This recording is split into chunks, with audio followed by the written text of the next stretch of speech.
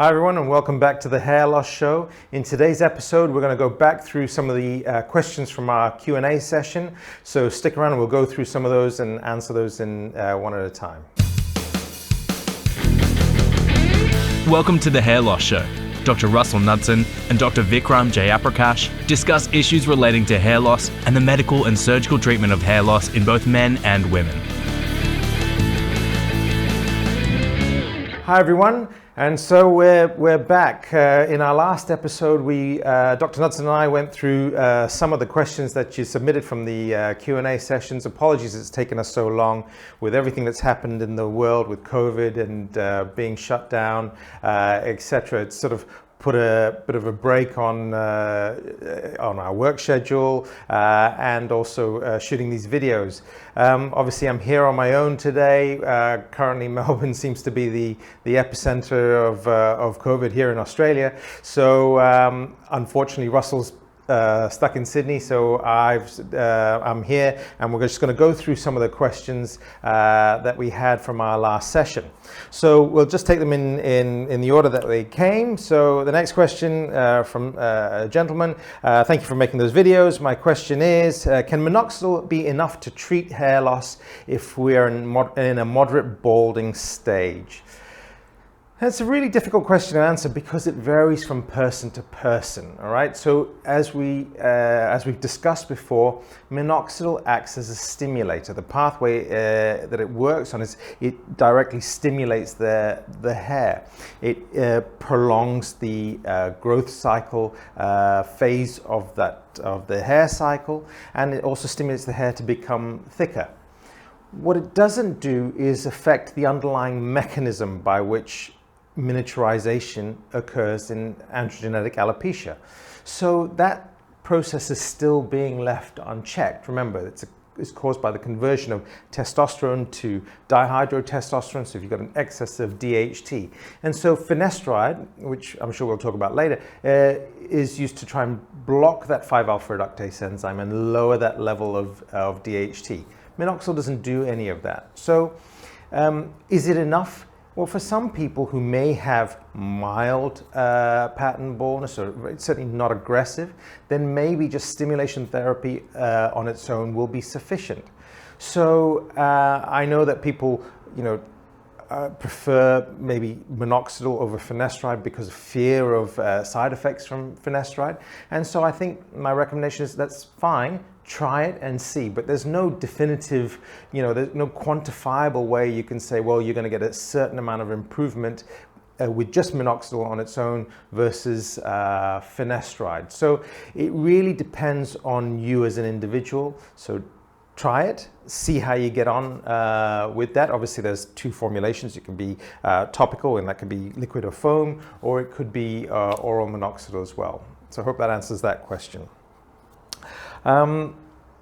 Next question. Hello doctor, thank you very much for your videos. They're really helpful. Every time I spray minoxidil once a day, I get mild to severe headaches after 2 to 3 hours of using it. I use 1 to 2 mils a day. What should I do to avoid a headache? Looking forward to your feedback. That's a great question. Thanks very much. And I think that is a common side effect that we do see. And generally it is with people who are quite sensitive to minoxidil. So it's usually caused by the vasodilation effect of the minoxidil directly on the blood vessels and the superficial layer of the scalp. And by sort of dilating up those blood vessels, increases blood flow to the area, which is part of the way that minoxidil actually stimulates hair growth. So that's the benefit. But in some people who are quite sensitive, it can result in a bit of headache or fogginess from certainly a feeling on the scalp. And that's just a function of potentially being too much. I know this gentleman has said he's only using 1 to 2 mils a day, which doesn't sound like a lot. It depends on the area that you're trying to cover as well. So my suggestion would be, in that scenario, take a little bit of a break, let things settle down, and then start at a lower dose or low volume of the topical minoxidil, and then see how things go. I think once a day is perfectly fine, but maybe start at 1/2 ml, see how you go for 3 or 4 days, build it up to 1 ml, see how things go. There may be an ability just gradually increasing the dose increases tolerance from that perspective, or you may find that, oh look, my threshold is 1.5 ml. As an example. So trying to find the dose that is applicable for you. But yes, we do sometimes hear that people do get some sort of headaches with the use of a topical minoxidil. All right, so hope you find that helpful. Hi, I'm from England. I'm a dentist. I'm suffering from a mild form of male pattern baldness. I've recently started on a course of minoxidil 5% with azelaic acid. I use Regenopure shampoo, which also has ketoconazole. I understand the mechanism of minoxidil doesn't actually target DHA and finasteride, alpha-tretadiol, isol, palmetto all do. I'm 24 years old and want to have a family soon. My biggest worry with finasteride is the potential effect it may have on fertility, or even causing abnormalities to the baby. This is why I was leaning more towards topical finasteride, but studies show that it still may cause infertility. If possible, could you discuss this? This is the only thing holding me back from topical finasteride. I think this is a great question, and is a topic that I do cover a lot with my patients, and is the use of finasteride in a scenario where someone is looking to start having a family. I think there are studies that shown that there is a potential in sperm count, potential reduction in sperm count with the use of finasteride, and for most people that is negligible and doesn't impact their fertility at all. That said, if you've got someone who's already got a low sperm count, then that may sufficiently reduce that as well. So it's worthwhile checking that, and if you have that issue, then that's something that you should discuss with your prescribing physician.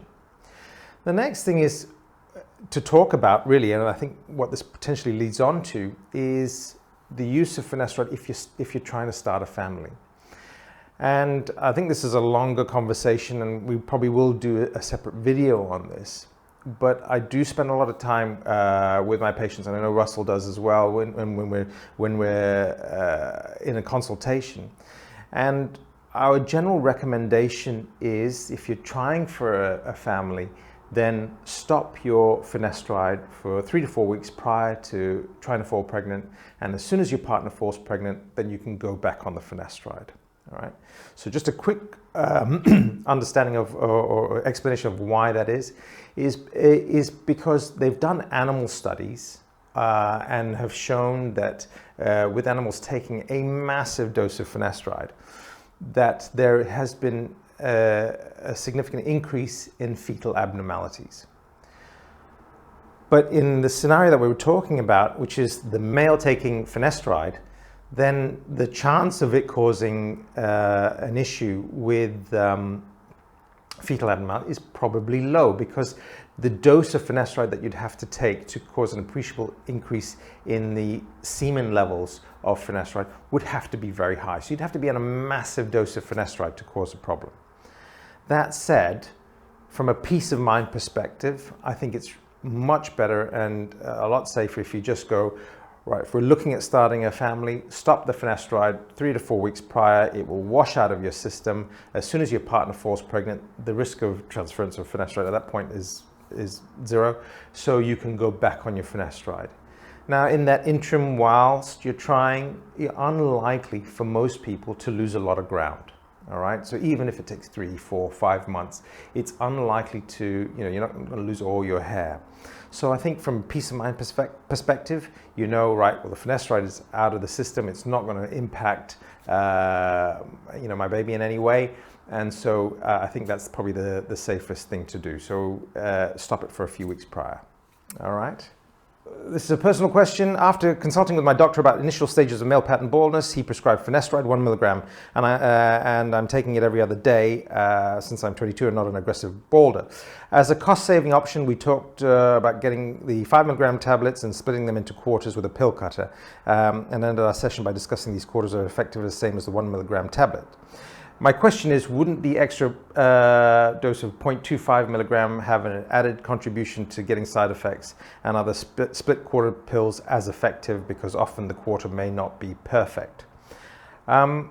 This is quite a discussion because people are price sensitive and will obviously give it a try. So having a clear answer to the situation and also getting your experienced observation of many years for your patients will help me a lot and make an informed decision. I think it's a great question. And my answer to this question has changed over the years, because if you asked me 4 or 5 years ago, there was a significant cost difference between the 5 milligram pill and the 1 milligram pill. The 1 milligram pill has subsequently come off patent. So the cost, because there are generics available, cost is virtually negligible. That said, it's still, the 5 milligram is still cheaper. So it is cheaper to cut it into quarters and then take a quarter. Now, you're right, if you cut it into quarters, each quarter is 1.25 milligrams. And that's not exact, because no one can ever, the 5 milligram pill is quite small and no one can cut it exactly into quarters. So one day you may be getting 1.4 milligrams, the next day you may be getting 1.1 milligrams. It really doesn't matter. It kind of washes out in the system over time. So I don't think the 0.25 milligrams for most people is going to make a significant impact in their risk or propensity of getting side effects. So I think that's perfectly fine. I think if you are someone who's that sensitive and the 0.25 milligram or the small change is sufficient to push you over the edge in getting side effects, then that's something that you may have to look at customizing the dose a little bit better. So instead of going 3 times a week, maybe, you know, changing the dosing schedule. In whichever country you're in, the costing is going to be different. I can say, you know, here in Australia, if you're using the 1 milligram tablet and just taking one of those 3 times a week, it's probably about $6 per week. And that varies from pharmacy to pharmacy. And if you're taking the 5 milligram tablet and cutting into quarters, probably reduces the cost down to about $4 a week. So there's not a huge cost saving, but I mean, there is a cost saving, it's not massive. And certainly that has changed since the 1 milligram has come off patent. All right, so I hope you find those questions useful. We'll come back on the next episode and carry on and do some more of the Q&A and try and get through some more of your questions. Thanks again for watching. I hope you enjoyed the video. Please remember to like and subscribe, and we'll see you again on the next episode. Thanks very much.